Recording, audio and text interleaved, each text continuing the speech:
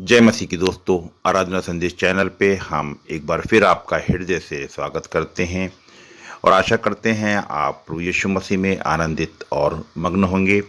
आज हम जिस वचन पे विचार करेंगे वो प्रभु यीशु मसीह द्वारा क्रूस पर से कही गई अंतिम व 7वीं वाणी है, जो हमें लूका रचित सुसमाचार उसके 23वें अध्याय और 46वें वचन में देखने को मिलती है।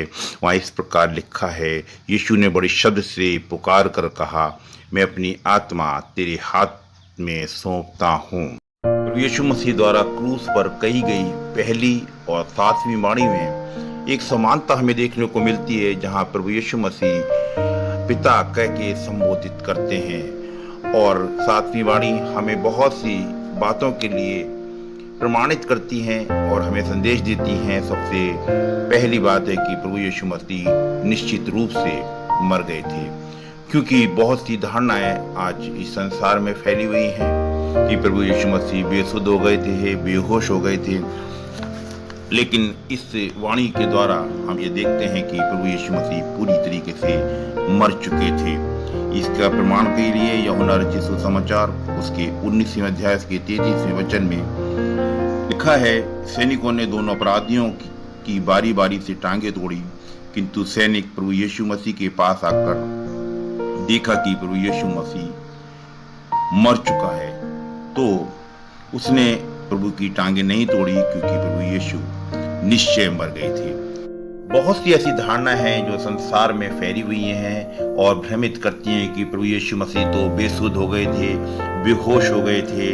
लेकिन प्रभु यीशु द्वारा ये कहा गया वचन हमें ये निश्चित कर देता है कि प्रभु यीशु मसीह पूरी रीति से मर गए थे। और दूसरी बात हम देखते हैं कि प्रभु यीशु मसीह बहुत ही निश्चिंत होकर मरते हैं और परमेश्वर से विनती करते हैं, मैं अपनी आत्मा तेरे हाथ में सौंपता हूँ। प्रभु यीशु मसीह को पूरा भरोसा है कि पिता अपने पुत्र की आत्मा को सुरक्षित रखेगा। प्रभु यीशु अपनी आत्मा, प्राण और देह परमेश्वर को सौंप दी। याजकीय प्रार्थना में प्रभु यीशु ने अनेक बार परमेश्वर को पिता के रूप में संबोधित किया। क्रूस पर यह अवसर प्राप्त हुआ कि अपनी आत्मा परमेश्वर के हाथ में सौंप दें। इसलिए प्रभु यीशु मसीह बड़े निश्चिंत होकर अपनी आत्मा परमेश्वर को, अपने पिता को सौंपते हैं और कहते हैं, मैं अपनी आत्मा तेरे हाथों में सौंपता हूँ। हमारा जीवन भी पूरी रीति से परमेश्वर के हाथों में सुरक्षित है।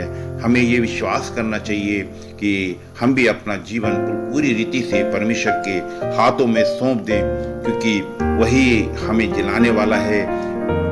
और तीसरी बात जो हमें प्रभु यीशु मसीह द्वारा कही गई इस वाणी में देखने को मिलती है, वो ये है कि प्रभु यीशु मसीह स्वेच्छा पूर्वक अपनी आत्मा को परमेश्वर के हाथों में, अपने पिता के हाथों में सौंपते हैं।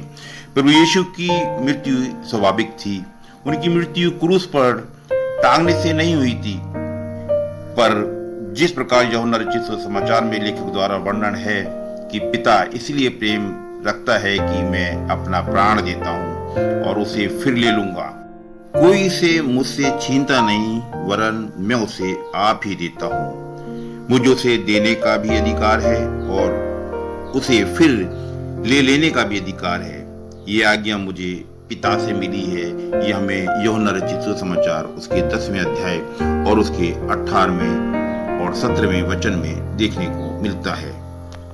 चौथी और बड़ी महत्वपूर्ण बात जो प्रभु यीशु मसीह के इस कथन से हमें सीखने को मिलती है, वो ये है कि प्रभु यीशु मसीह विजयी होकर अपनी आत्मा परमेश्वर को, अपने पिता को सौंपते हैं। प्रभु यीशु मसीह ने कहा, हे पिता, मैं अपनी आत्मा तेरे हाथों में सौंपता हूँ, और उन्होंने जोर से चिल्लाकर अपना प्राण त्याग दिया। प्रभु यीशु विजयी रूप में अपना प्राण पिता के हाथों में सौंपते हैं, क्योंकि वे पाप के बैरियों को नष्ट करके और उन पर विजय प्राप्त करके अपने प्राण को परमेश्वर के हाथों में सौंपते हैं। जिसका प्रमाण था कि कई आश्चर्य क्रम, कई ऐसी आश्चर्यजनक घटनाएं उस वक्त होती हैं, जैसे मंदिर का पर्दा ऊपर से नीचे तक फटकर 2 टुकड़े हो जाता है और धरती डोल उठती है, चट्टानें तड़प जाती हैं और कब्रें खुल जाती हैं, सोए हुए पवित्र लोगों के बहुतों के शव जी उठते हैं और जी उठने के बाद वे कब्रों से निकलकर पवित्र नगर में गए और बहुत से ऐसे लोगों को दिखाई भी दिए। इस सब का वर्णन मत्ती रचित सुसमाचार के 27वें वचन के 51 से आगे के वचनों में हमें देखने को मिलता है। प्रभु यीशु मसीह द्वारा क्रूस पर से कही गई ये अंतिम वाणी कि मैं अपनी आत्मा तेरे हाथों में सौंपता हूँ, हमें पूरी रीति से निश्चय कर देती हैं कि प्रभु निश्चय मर गए, प्रभु निश्चिंत होकर मरे, प्रभु अपनी इच्छा से मरे और प्रभु यीशु मसीह विजयी होकर मरे हैं।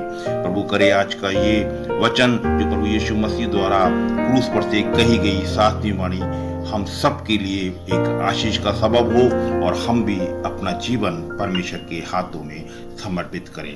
आमीन।